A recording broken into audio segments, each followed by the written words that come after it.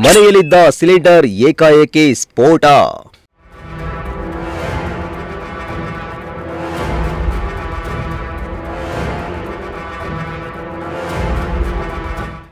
ಸ್ಫೋಟದ ತೀವ್ರತೆಗೆ ಬೆಚ್ಚಿಬಿದ್ದ ಸುತ್ತಮುತ್ತಲ ಜನರು.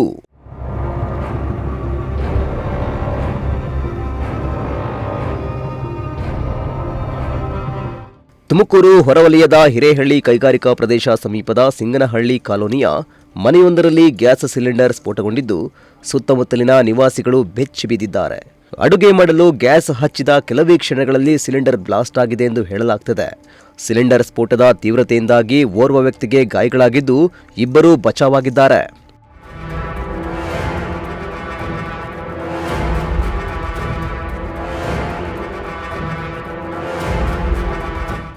ಬಿಹಾರ ಮೂಲದ ವಿನಯ್ ಕುಮಾರ್ ಸೇರಿ ಇನ್ನಿಬ್ಬರು ಕೈಗಾರಿಕಾ ಪ್ರದೇಶದ ಖಾಸಗಿ ಫ್ಯಾಕ್ಟರಿಯಲ್ಲಿ ಕೆಲಸ ಮಾಡ್ತಾ ಇದ್ದು ಸಿಂಗನಹಳ್ಳಿ ಕಾಲೋನಿಯಲ್ಲಿ ಮನೆ ಮಾಡಿಕೊಂಡಿದ್ದರು. ಇಂದು ಬೆಳಿಗ್ಗೆ ಅಡುಗೆ ಮಾಡಿಕೊಳ್ಳಲು ಗ್ಯಾಸ್ ಹಚ್ಚಿದ ವೇಳೆ ಏಕಾಏಕಿ ಗ್ಯಾಸ್ ಸಿಲಿಂಡರ್ ಸ್ಫೋಟಗೊಂಡಿದೆ. ಸಿಲಿಂಡರ್ ಸ್ಫೋಟದಿಂದಾಗಿ ಬಿಹಾರ ಮೂಲದ ವಿನಯ್ ಕುಮಾರ್ಗೆ ಗಾಯಗಳಾಗಿದ್ದು ಸ್ಥಳೀಯರು ತಕ್ಷಣ ಗಾಯಾಳುವಿಗೆ ನೆರವಾಗಿದ್ದು ತುರ್ತು ಚಿಕಿತ್ಸೆಗೆ ಆಸ್ಪತ್ರೆಗೆ ರವಾನೆ ಮಾಡಿದ್ದಾರೆ. ಇನ್ನು ಮನೆಯಲ್ಲಿದ್ದ ಇನ್ನಿಬ್ಬರು ಮನೆಯಲ್ಲಿ ಇಲ್ಲದ ಕಾರಣ ಸ್ಫೋಟದಿಂದ ಬಚಾವಾಗಿದ್ದಾರೆ.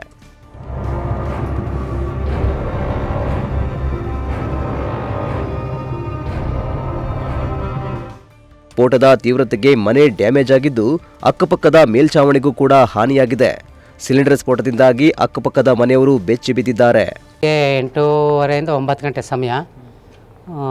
ಈ ಮನೆಯಲ್ಲಿ ಬಿಹಾರಿಸ್ ಬ್ಯಾಚುಲರ್ಸ್ ಹುಡುಗರು ಕಂಪ್ನಿ ಕೆಲಸ ಮಾಡೋರು ಕಾರ್ಮಿಕರಿದ್ರು 3 ಜನ. ಸರಿ, ಇಬ್ಬರು ಸ್ನಾನಕ್ಕೆ ಹೋಗಿದ್ದಾರೆ, ಒಬ್ಬ ಅಡುಗೆ ಮಾಡೋಕ್ಕೆ ಹೋಗಿದ್ದಾನೆ. ಅದೇನು ಪ್ರಾಬ್ಲಮ್ ಆಯಿತೋ ಗೊತ್ತಿಲ್ಲ. ಇದಕ್ಕಿದ್ದಂಗೆ ಮನೆಯಲ್ಲಿ ಭಾರಿ ಭಯಂಕರ ಸ್ಫೋಟ ಆಯಿತು. ಸ್ಫೋಟ ಆದಮೇಲೆ ಇದು ಬಂದು ನೋಡ್ಬೇಕಾದ್ರೆ ಒಬ್ಬನಿಗೆ ಮುಖದಲ್ಲೆಲ್ಲ ಆರಾಂಬರೆ ಸುಟ್ಟಗಾಯ ಆಗಿತ್ತು. ಆತನ ಕರ್ಕೊಂಬಂದು ಎಮರ್ಜೆನ್ಸಿಗೆ ನಾವು ಆಟೋದಲ್ಲಿ ಹಾಸ್ಪಿಟ್ಲಿಗೆ ಕಳಿಸಿ ಆದಮೇಲೆ ಆಂಬುಲೆನ್ಸ್ಗೆ 112ಗೆ ಮತ್ತು ಪೊಲೀಸ್ ಸ್ಟೇಷನ್ಗೆ ಇನ್ಫಾರ್ಮ್ ಮಾಡ್ದು. ಎಲ್ಲ ಬಂದಿದ್ದರು, ಅಗ್ನಿಶಾಮಕದವರು ಬಂದಿದ್ದರು. ಎಲ್ಲ ಬಂದು ಸರಿ ನೋಡಿದ್ರು, ಹೆಂಗಾಯಿತು ಅಂತ ಕೇಳಿದ್ರು. ನಮಗೆ ಗೊತ್ತಿಲ್ಲ ಸರ್, ಅವ್ರು ಅಡುಗೆ ಮಾಡೋಕ್ಕೆ ಹೋಗಿದ್ದಾನೆ, ಅದೇನು ಲೀಕೇಜ್ ಆಗಿತ್ತಾ ಅಥವಾ ಮೊಬೈಲ್ ಚಾರ್ಜರಿಂದ ಆಯಿತಾ ಅಥವಾ ಎಲೆಕ್ಟ್ರಿಕ್ ಶಾರ್ಟ್ ಸರ್ಟಿಫಿಕೇಟಿಂದ ಆಯಿತಾ ಅಂತ ಗೊತ್ತಿಲ್ಲ.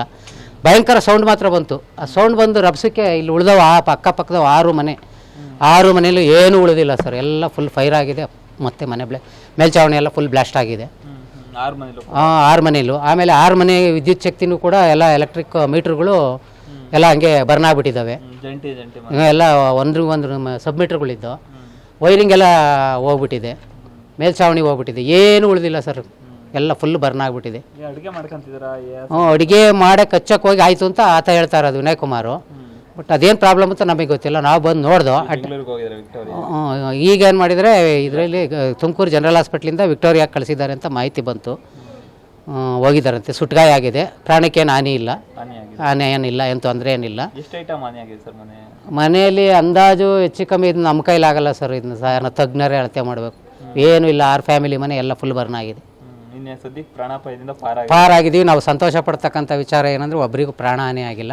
ಇನ್ನು ಸ್ಥಳಕ್ಕೆ ಅಗ್ನಿಶಾಮಕ ದಳ ಸಿಬ್ಬಂದಿ, ಪೊಲೀಸರು ಭೇಟಿ ನೀಡಿ ಪರಿಶೀಲನೆ ನಡೆಸಿದ್ದಾರೆ.